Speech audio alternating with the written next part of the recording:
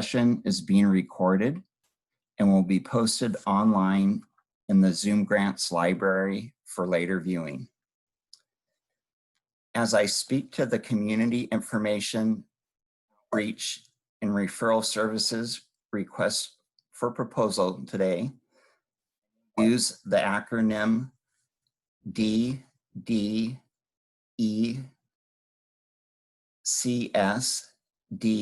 for the Developmental Disabilities and Early Childhood Supports Division, CIOR for Community Information Outreach and Referral, and RFP for Request for Proposals. I want to mention that closed captioning for the webinar is available. If you would like to access it, click on the closed caption icon in the Zoom toolbar, and we will go into more detail about how to access it and how to enlarge the ASL interpreter window shortly. Okay, next slide, please.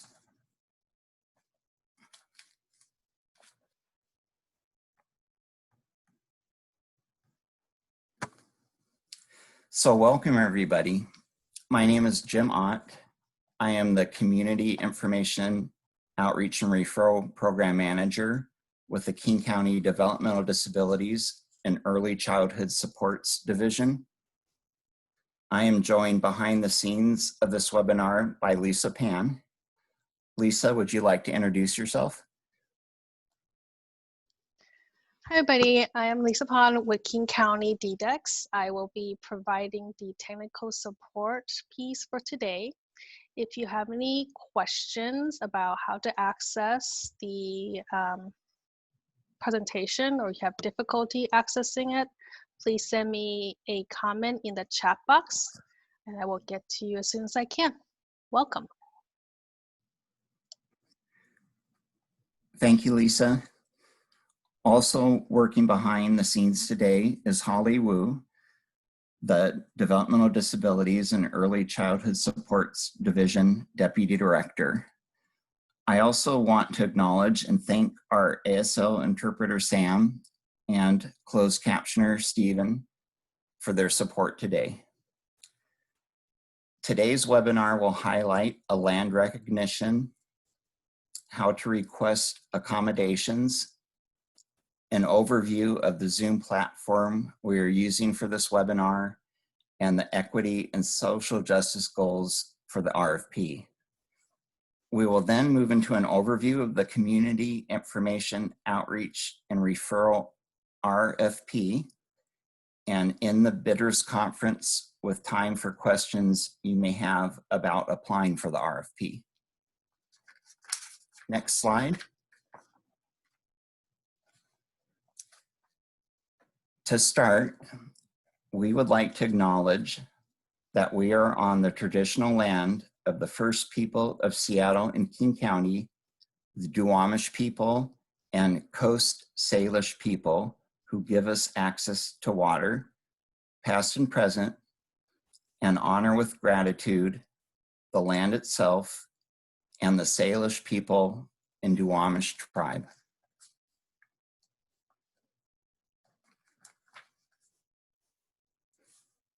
Next slide.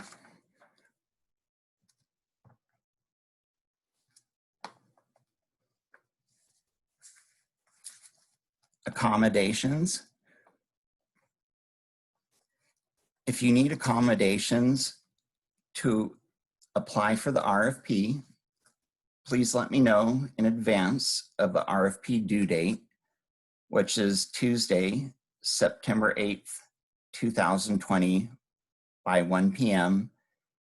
And you can contact me at the email address on this slide. We will also display contact information at the end of the webinar. We would like as much advance notice as possible to give us time to meet any requests.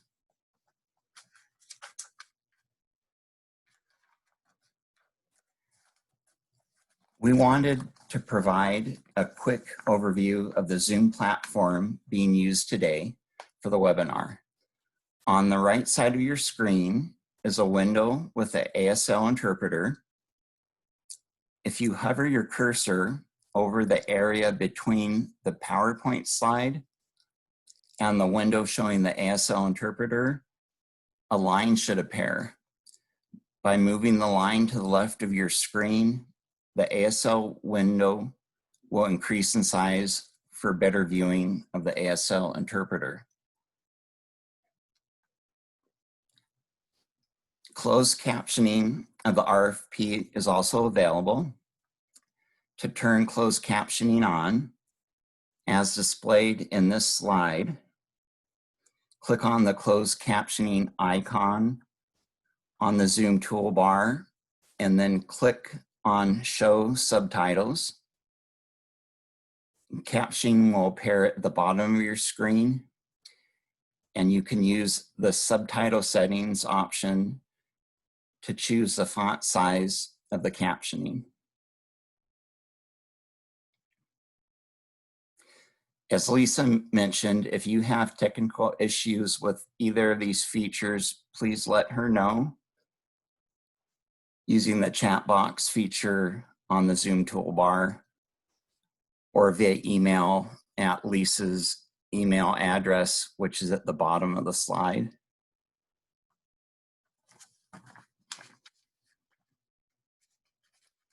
Next slide. King County's equity and social justice goal is to ensure all people, regardless of who they are or where they live, thrive with full and equal access to opportunities, power, and resources.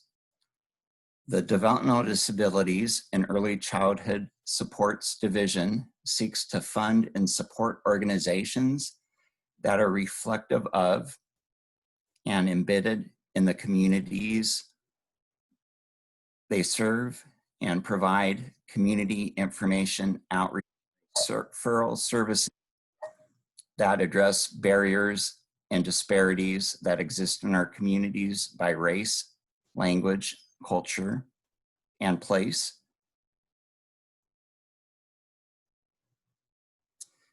By doing so, the division strives to create partnerships with community organizations providing IOR services that disrupt and dismantle racism and protect the health and well-being of Black, Indigenous, and people of color.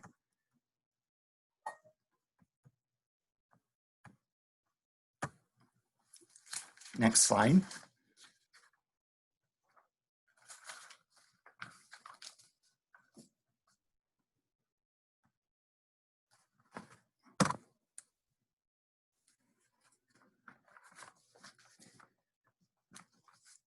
Now we will move into an overview of the request for proposals for community information, outreach, and referral services. We are accepting proposals from organizations to provide CIOR services in support of King County residents with intellectual and developmental disabilities, delays, and their families. We are accepting proposals in 2 CIOR investment areas: community information, outreach, and systems navigation, and education and civic engagement. Next slide.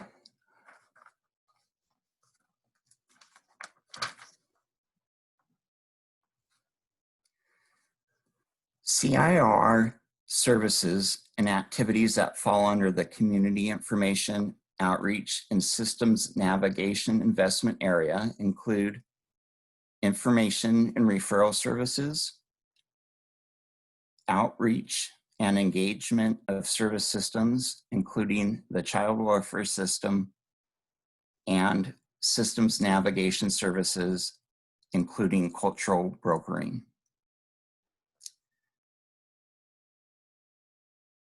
Services and activities that fall under the education and civic engagement investment areas include skill building and education, including workshops, training, and leadership development activities, and civic engagement activities, including peer support networks and connecting people to share perspectives.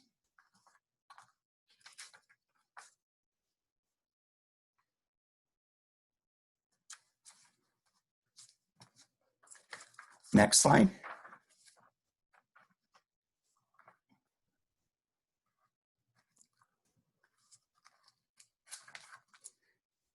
Program outcomes identified in the RFP include equitable access to culturally and linguistically relevant services and supports across systems, knowledge and engagement of community supports that align with efforts to integrate health and human services, promote equitable outcomes, reduce racial disparities, and increase quality of life, and community participation in civic events, identifying community priorities and solutions. Applicants may also propose their own additional program outcomes that align with one or more of the 3 outcomes I just went over.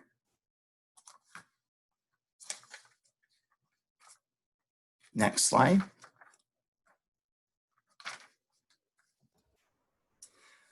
Both of the RFP investment areas drive for results that promote equitable and integrated community supports and promote connections that contribute to inclusion in community life across the lifespan.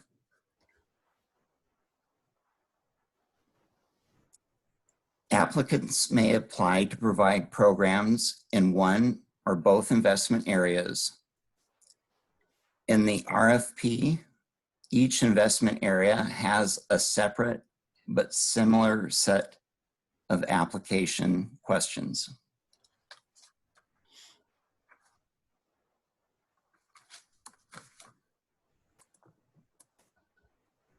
Okay, next slide.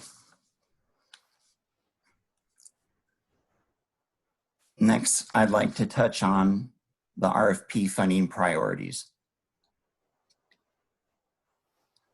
Through the scoring process, the RFP prioritizes investment in CIOR services that engage individuals with intellectual and developmental disabilities, delays, and their families from communities and groups experiencing historic and persistent barriers and disparities.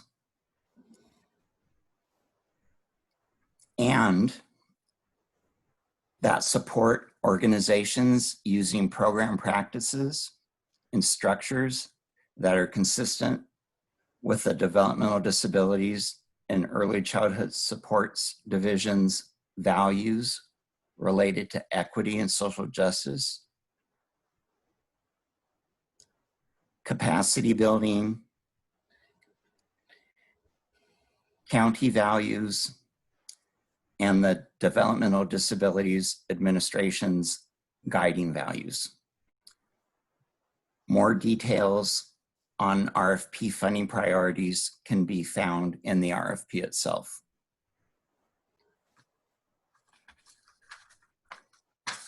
Next slide.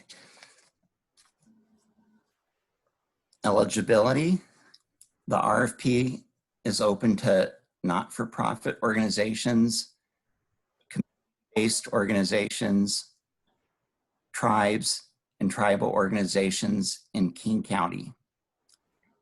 Small nonprofits, community-based organizations, and Black, Indigenous, and people of color-led organizations are strongly encouraged to submit proposals.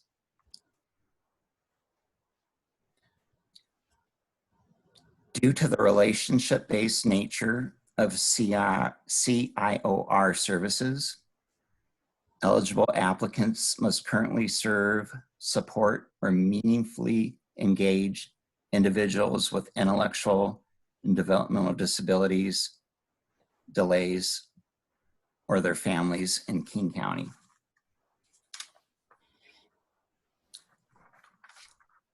Next slide. Available funding. The Developmental Disabilities and Early Childhood Supports Division will award up to $1,035,000 per year across the CIOR investment areas for up to 4.5 years. The first contract term will run from January 1st, 2021 to June 30th, 2021 for up to $537,500. The first contract term is for 6 months to get contracts in alignment with annual county contract periods, which will run from July 1st through June 30th of the remaining years of the RFP. All contract amounts and terms are contingent on contract compliance, performance, and the approval of the Washington State Developmental Disabilities Administration and the Developmental Disabilities and Early Childhood Supports Division's annual budget allocations for community information outreach and referral services.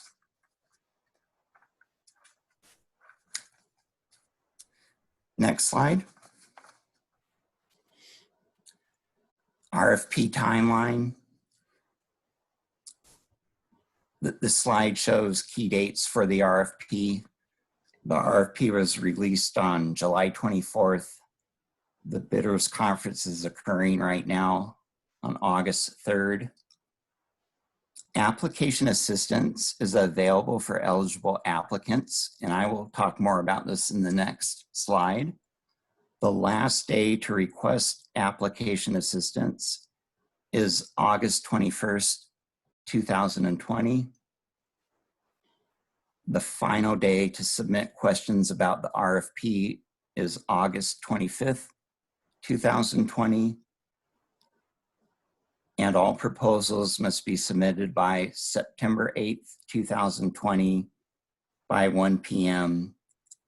Pacific Standard Time. Proposals will be rated and reviewed by a panel September through October of 2020.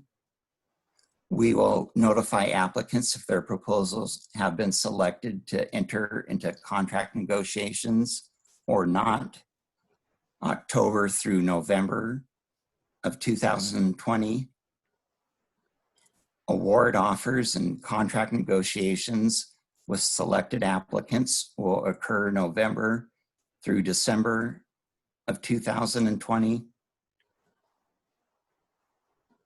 And programs will be issued contracts for CIOR services that begin January 1st, 2021.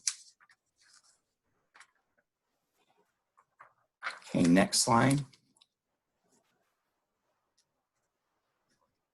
As I mentioned, application assistance is available. If your organization needs help applying, free application assistance, also known as technical assistance, is available to support small organizations in applying to this RFP. The assistance is available to any small organization with fewer than 20 full-time equivalent staff and an operating budget of less than $4 million in the prior fiscal year. The main purpose of this opportunity is to eliminate linguistic, cultural, and other challenges that small organizations may encounter when applying for government funding.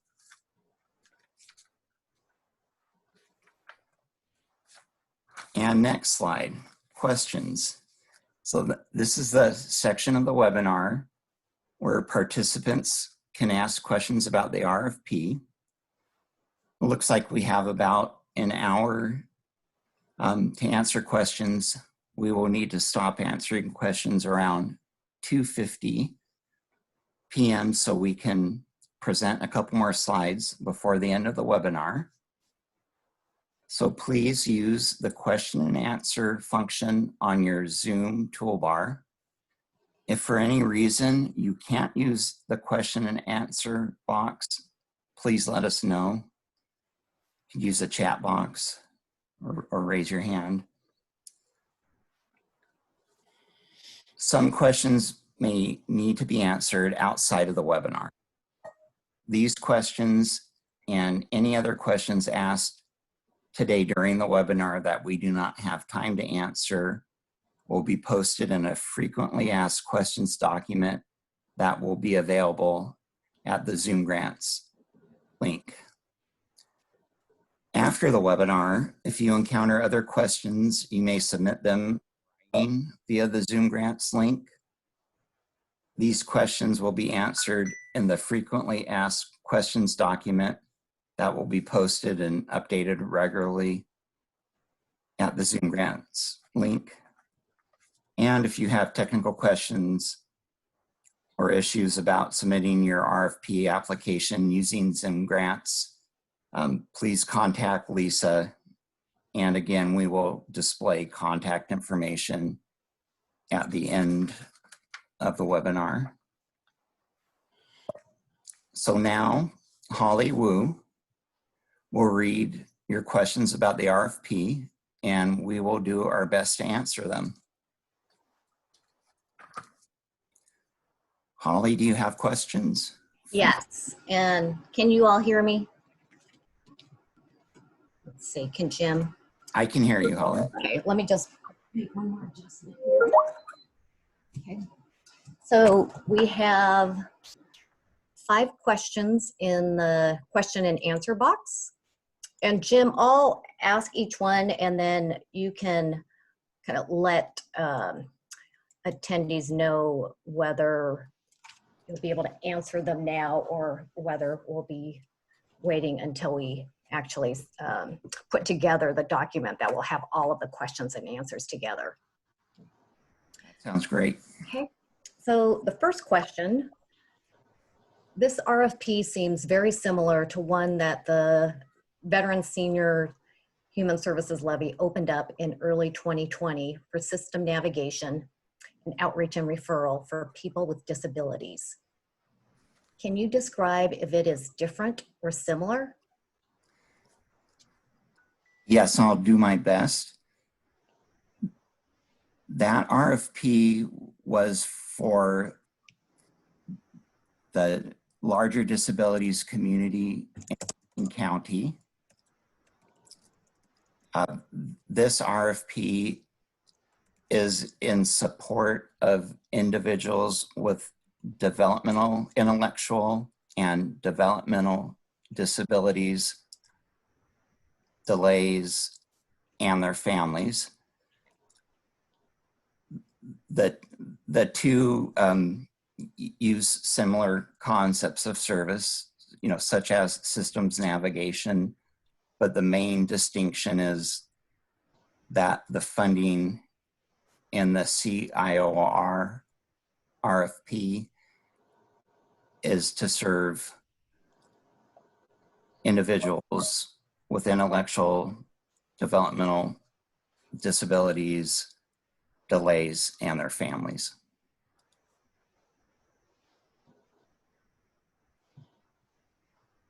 I hope that answers the question.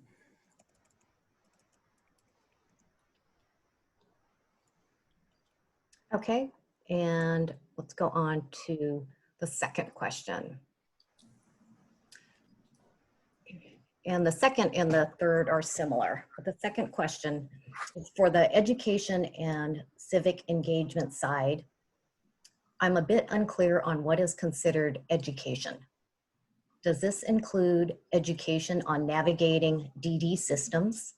So for example, DDA, SSI/SSDI, etc. How would that be different than the information, education, and outreach side? For education and civic engagement, the focus is more on teaching skills, on educating people on how they can engage in community events, how they can form support groups,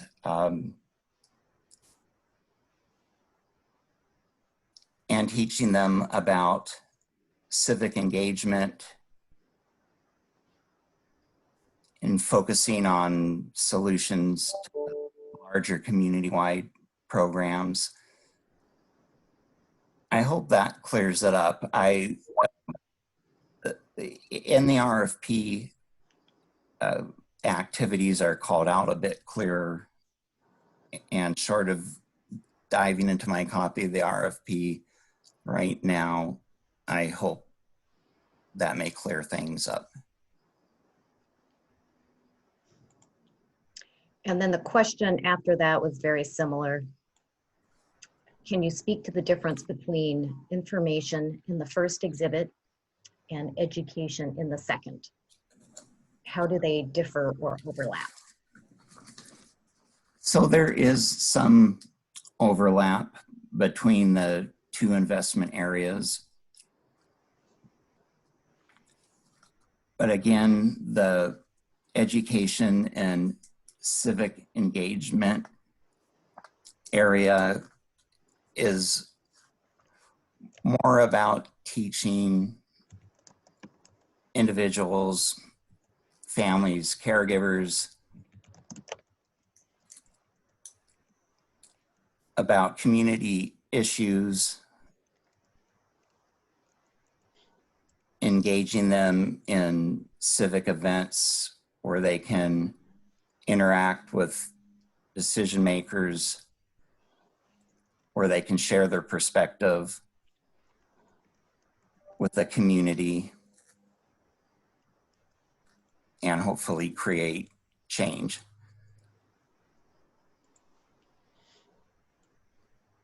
Great. Okay, and the next question. Are you hoping to spread the funds across multiple organizations?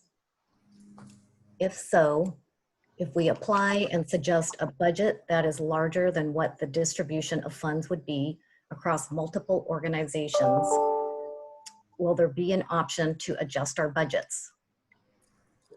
Or will we only be funded on what exactly we ask for within our application, including budgets? We anticipate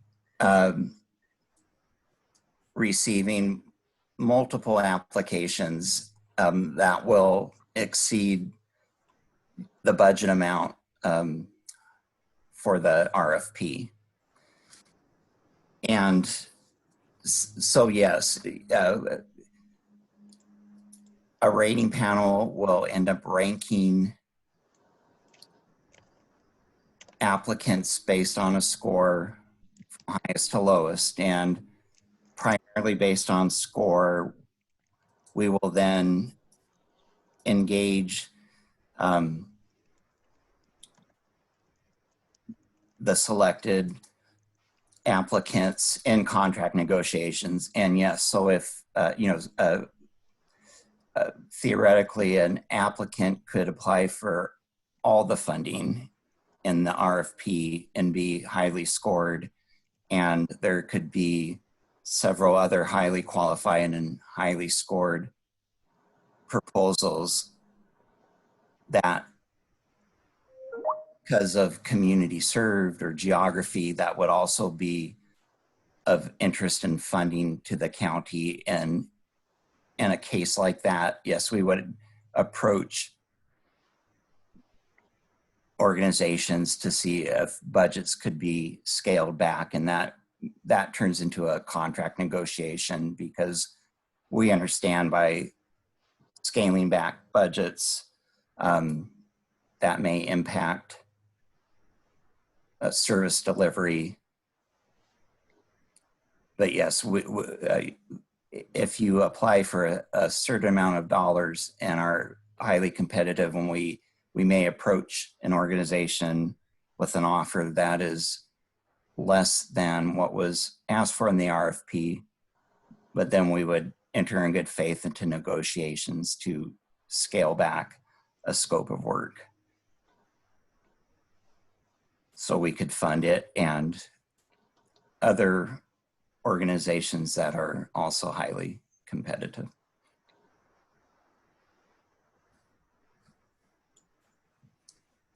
Okay, and the next question, can you give more clarification with regard to the question, how does your organization currently collect, protect, and use data related to organizational planning processes and decision-making? So at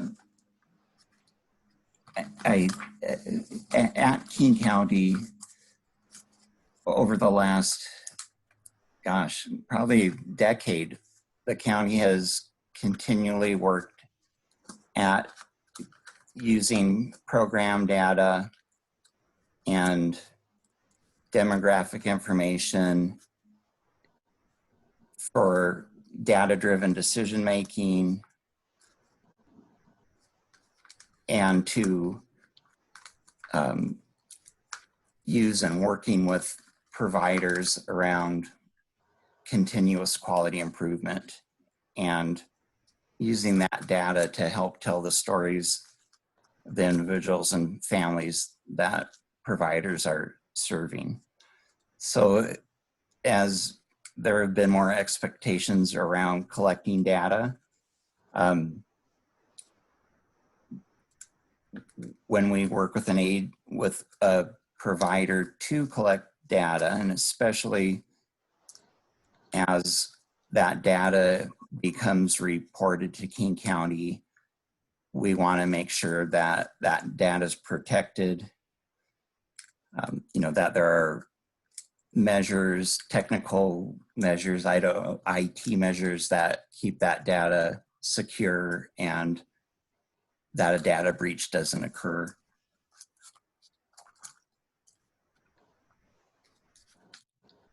Holly, could you read the last part of that question again? Because I just hit on the beginning part of it. Sure. Oh. And it's, let me just read this. So can you give more clarification with regard to the question, how does your organization currently collect, protect, and use data related to organizational planning processes and decision-making? Okay, thank you. So yes, I think I touched on protecting data, and through this RFP, applicants that are awarded funding will be asked to engage with our performance management, measurement, and evaluation unit in developing a program evaluation that uses data. So it's helpful, though not required in those cases, to know if an organization is currently using data around programming and administration, and how it's collected. So that is where that question's driving. We'd like to know your experience in collecting data, using it around programming and protecting the data. I do want to say we're looking at that question to learn more. It's not highly scored, and if you're an agency that has not collected data and used it for program improvement or program decision making, that is, you may score lower on that question, but it's a lower value question. We understand that not everybody is collecting data and using it. Okay, and the next question.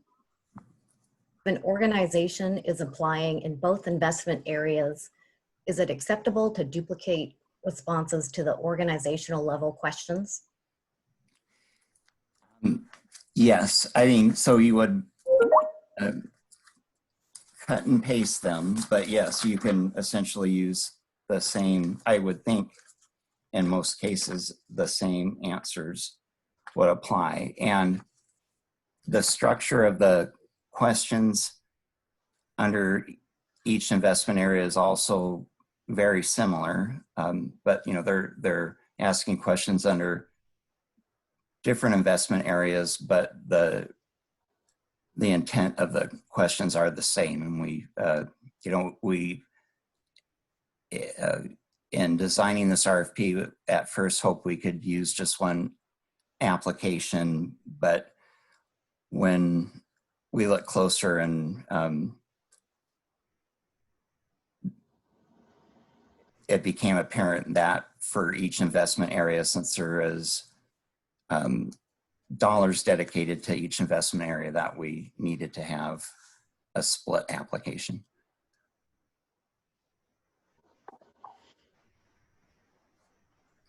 Okay, and the next question. So in terms of the civic engagement section that highlights education, does that cover or include trainings and workshops that are related to educating people about system navigation? That's interesting. That's one of those crossover areas where in information and outreach, systems navigation, those are more hands-on aspects of those activities, but there could be teaching going on there. But yes, so under education and civic engagement, there could be education about systems, even systems navigation. But I would think that would be more about informing individuals with intellectual developmental disabilities, delays, families and their caregivers about systems, so they can effectively use them, but also effectively engage those systems or understand them, again, to perhaps suggest improvements or identify positive or changes that would be positive for the people using them. And Jim, there was a additional comment with that question. I believe you answered it, but just to give a little more information that was added with the question, I'll read the question and then the comment after it. So in terms of the civic engagement section that highlights education, does that include trainings and workshops that are related to educating people about system navigation? And then the comment is, oftentimes we offer two types of trainings on system navigation and trainings related to civic engagement, but I don't see educational workshops specifically called out in the system navigation investment area. It could, and again, sometimes these cross areas, just one second, and I'm gonna, again, look at the RFP to see if I can give you some more guidance. Rather than diving in the RFP, let me clarify that in that question and an answer that will occur and be posted in the frequently asked question document. And that will be posted on the Zoom grants link.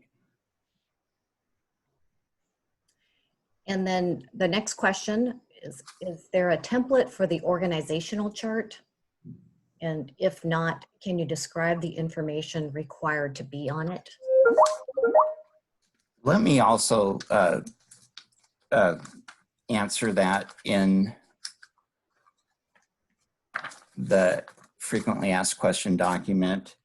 The only reason I just want to give a clear answer, you know, several organizations have org charts that may be different from each other. And it'd be, I think it'd be a more clear, complete answer if I can talk to other staff about what we want to see in an org chart.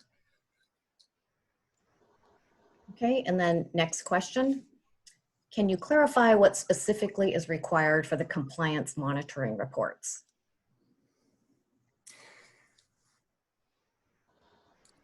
That is also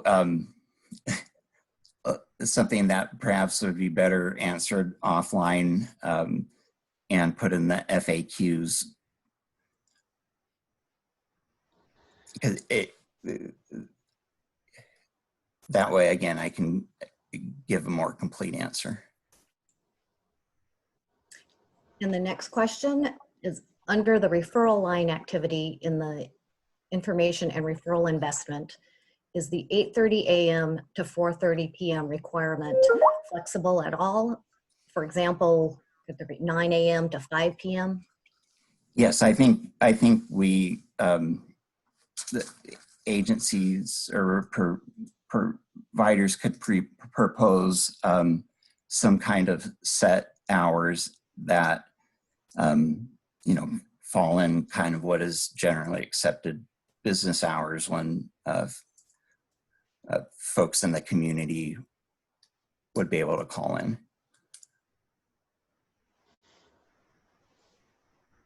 And the next question is, can new nonprofit organizations apply for this grant?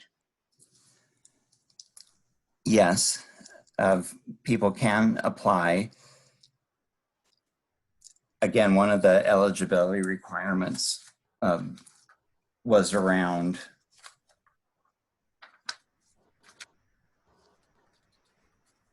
excuse me, I'm going to it right now, so I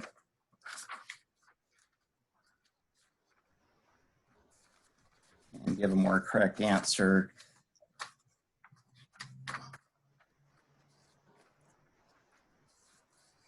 So I would say new organizations can apply, but due to the relationship-based nature of community information outreach and referral services, applicants must currently serve, support, or meaningfully engage individuals with intellectual and developmental disabilities. So if it's a completely brand new organization, that could pose a problem for a rating panel and interpreting that, and for the county in determining eligibility. If you know, the new organization could have staff that have ties to the intellectual and developmental disabilities community, that could be a factor. For a brand new startup agency proposing a new program without any prior experience could pose a challenge when it comes time for scoring.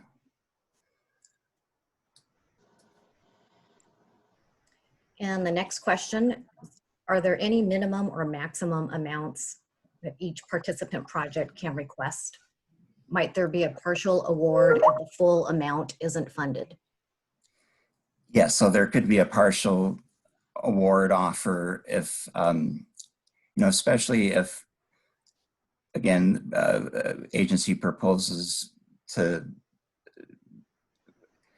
a program that takes up or consumes most of the available funding, just for diversity of services, and that no single organization likely can serve all communities in King County. We anticipate funding, I imagine, at least, I hate to throw numbers out there, but several organizations. So if an agency was highly qualified and was requesting all or close to all the money, we would likely come back with an award offer that was less. And for a minimum, we do not have any parameters around that in the RFP, but there is a lot of time and effort that goes into contract negotiations, into a performance measurement and evaluation plan. And so a program with a very minimal budget, the administrative costs could exceed what is being asked if it was a very, very low amount. And that may prove a challenge for a rating panel, or they would need to come to terms with that. And the next question is there another county in Washington or another county in the US that your organization has reviewed that has provided your organization with best practices? This way, our organization can look to those best practices for any ideas or methodologies that we're not presently executing in our organizations. So in the operation of the Developmental Disabilities Early Childhood Supports Division, we're often learning about best practice programs, of evidence-based programs to serve people with intellectual and developmental disabilities. And if you search, do a Google search or some other platform search, you should be able to find best practices. For this RFP, we did not pull any out. There can be a conflict when you give examples, or not a conflict, but when you give community examples of specific programs, that may come across as a county endorsing those best practices or those evidence-based programs. And so folks may propose to replicate those just based on the fact that the county was citing these as best practice. And so we're trying to avoid that by not endorsing any program. What we did do in the RFP was to call out best practices in serving community. And in the RFP, under the priority scoring area, calls out several organizational practices that are that receive priority scoring in the RFP. And also groups of people who are experiencing disparities and racism and oppression that we would like to ensure services are provided for to support them and to dismantle racism. And the next question is, can you clarify the requirement mentioned in this presentation that an organization already have a relationship and be working in the area in King County? And what if the organization is new, but the staff have these relationships?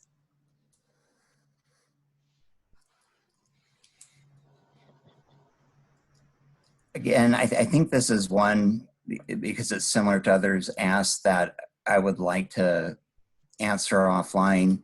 Again, if a new program or a new organization that doesn't have an existing relationship serving or supporting or meaningfully engaging individuals with intellectual and developmental disabilities, I think your best approach would be able to cite the experience of staff who may have those existing connections and ties to the community.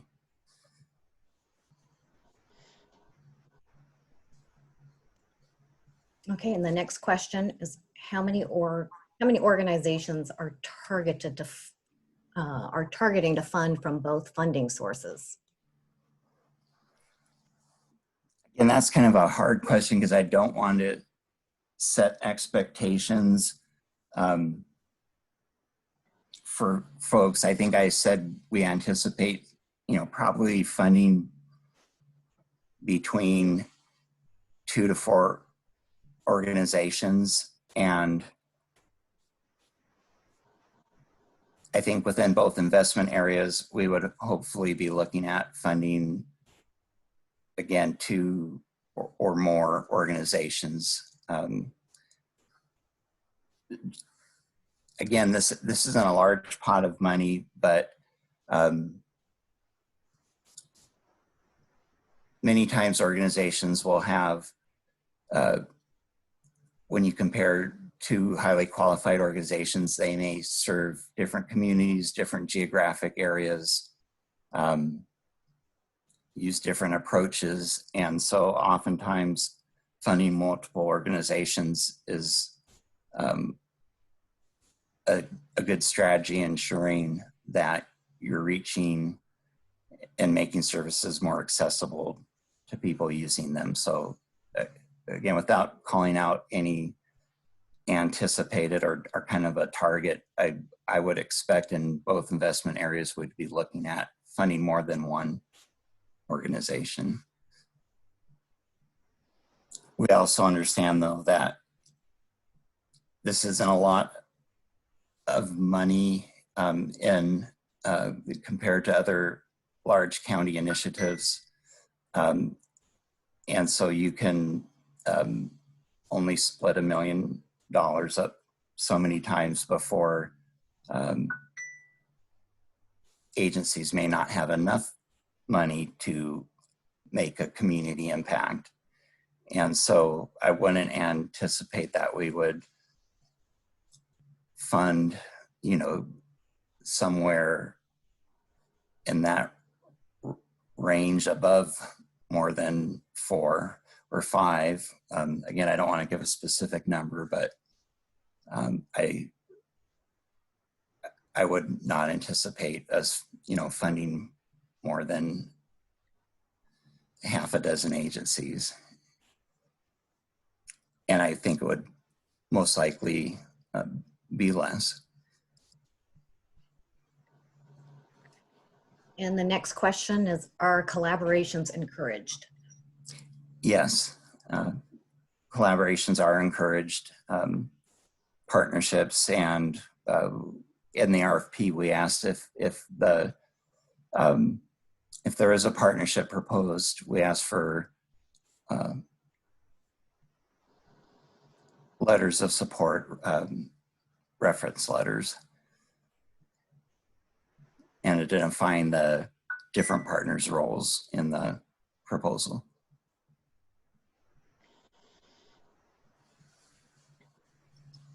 And the next question, how many agencies do you expect to contract with, and or what do you expect in the average contract size to be? And that's, I think I've answered a similar question a couple of times. I would anticipate that we would fund more than 2 proposals in each investment area.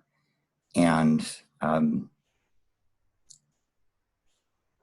again, I just don't want to set expectations like saying we're going to fund 5 agencies in each area. It's really going to be based on their proposals and their competitiveness, but we would like to fund more than one program in each investment area, again, just to make sure we're reaching more people, making services more accessible. But yeah, I can't say there's an average contract amount, or, you know, we're anticipating on X amount of contracts going out. And the next question is, what will be the expectations for data collection and reporting? Is there a certain database contracting agencies will be required to use? No, and what we will do in the contract, and if you read the RFP now, it talks about performance measurement and evaluation activities that the county will engage in with programs or proposals awarded funding. And again, it's you know, we're really looking at where an agency who's received an award sits with their data collection, how they're using data. So we have a performance measurement and evaluation specialist who works closely with our division, and they would work with the agency along with myself in the first 2 months of the contract to kind of do an assessment of where the agency stands with data collection and information that they're collecting, and work on a performance measurement and evaluation plan that we would then work with the agency in implementing. And that could include technical assistance from the performance measurement and evaluation specialist. And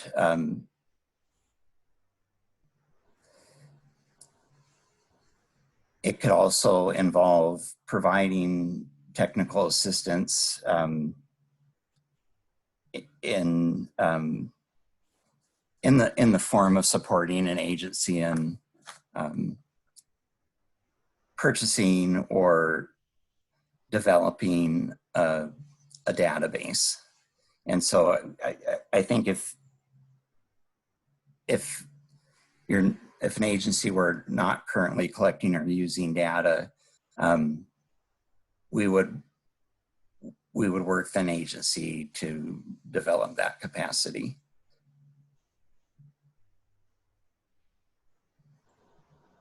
And the next question is, the budget form has columns for amounts requested for 2020.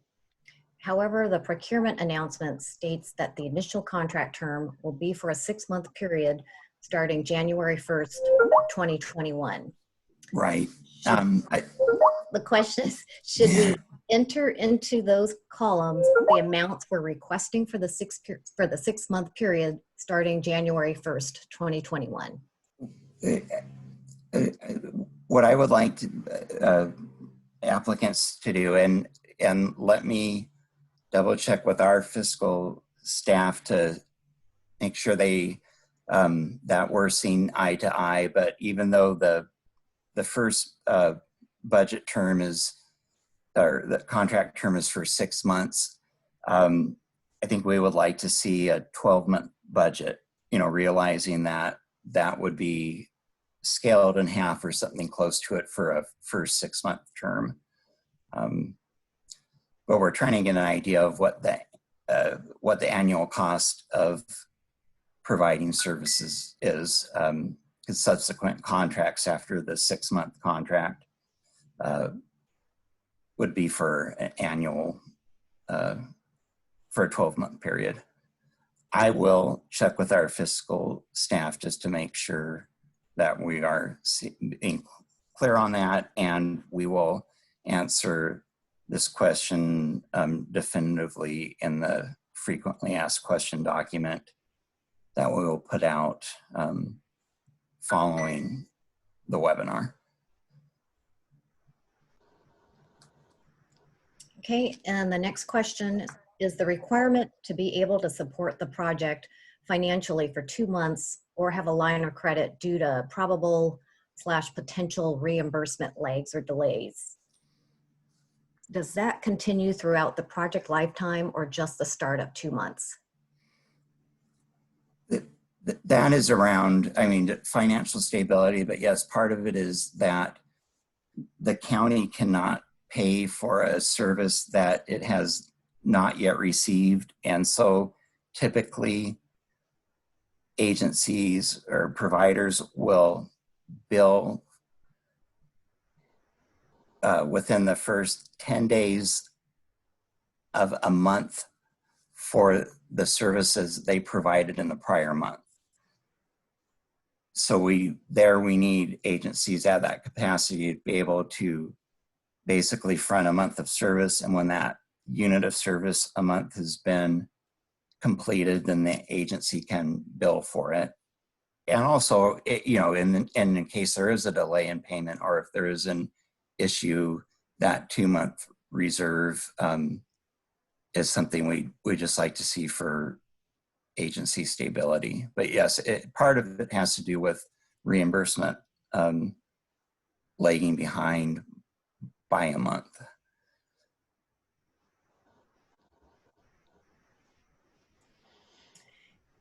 I believe that's all the questions that have been submitted in the question and answer box, and some of these were resubmitted from the chat box, so thank you to those individuals who did that. I don't see any other questions at this point. Okay. Thank you, everybody, for asking those, and we will go back and post them in the frequently asked question document, and please take a look and reread those, because again, some of them I could not answer or I partially answered, and want to confer with staff to give a definitive answer. So please, I encourage you to go back and read the FAQ document for a clear answer. And those were good questions. They're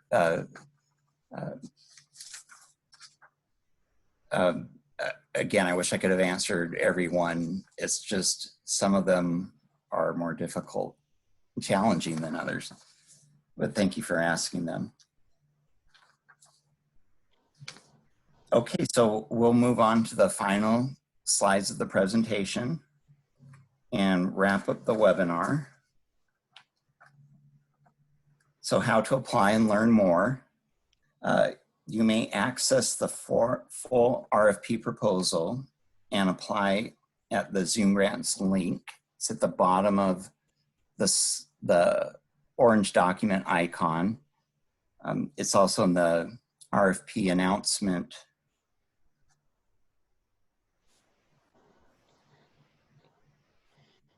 So everything that I've described today and much more detail is found in the RFP procurement announcement document, and that document is on the Zoom Grants site. The RFP proposal, and it sounds like several of you have gone over it already, but the announcement is about 30 pages long. It contains a lot of detail around data collection, evaluation, rating criteria. So if you are going to apply for the RFP, I would highly encourage you to read that document closely. And then again, if you have questions develop from reading that, please submit in writing questions and we will respond to them. Any updates on the RFP will be posted on the Zoom Grants site. So I think it would be a good idea to check that regularly, even if there are questions you haven't asked. If there is any kinds of changes or things that develop with the RFP, we'll post that information at the Zoom Grants link. And next slide is about a Zoom Grants tutorial. Zoom Grants tutorial is available that provides an overview of using Zoom Grants, especially if you've never used it before. It would be worthwhile looking at. The links listed at the top of the slide. And Zoom Grants suggests using a browser other than Internet Explorer for a better viewing experience. And some of the options below are Chrome, Firefox. I'm not sure of the other two icons, but Edge and Safari. Next slide. This is staff contact information. So for technical questions regarding the RFP, Zoom Grants application process, please contact Lisa, and her contact information is displayed. So if you, again, Zoom Grants, if you have never used the platform, may be confusing. And Lisa is there to help provide assistance if you run into those kind of technical questions. If you need accommodations or assistance in applying for the RFP, please contact me, Jim Ott, and my contact information is listed below. Are there, Holly or Lisa, are there any other questions or comments from folks? I don't have anything to add. I don't see any additional questions or comments. Okay. If there are additional questions, again, they can be submitted in writing. We will add them to the FAQ document and update that regularly. So with that, I'd like to thank everybody for attending today's webinar and wish you all good afternoon. And we will wrap it up then. Thank you all.